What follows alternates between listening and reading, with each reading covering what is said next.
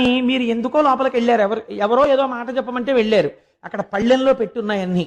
ఇవన్నీ చూసి అబ్బా ఎంత బంగారమో, ఎంత బాగున్నాయో, ఏమి రుద్రాక్షమాల, ఏమి చేతి కంకణాలు, ఏమి సింహతలాటాలు, ఆ గండపెండేరం, ఆ మెడలో వేసుకునే పెద్ద పెద్ద రుద్రాక్షమాలలు, ఎంత బంగారం రా ఇదంతాను అనుకుంటున్నారు.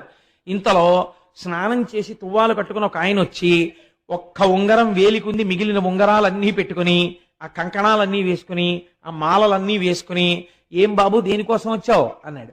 ఇప్పటి వరకు మీకు ఏది గొప్ప? అక్కడ పళ్ళెంలో ఉన్న బంగారం గొప్ప. ఇప్పుడు మీకెవరు గొప్ప?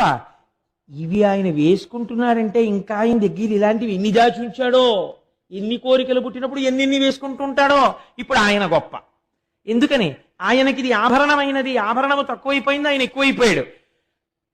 ఆ మేరు పర్వతం చుట్టూ ప్రదక్షిణం చేసే నవగ్రహాలు శంకరుడికి ఆభరణాలు, కవచం.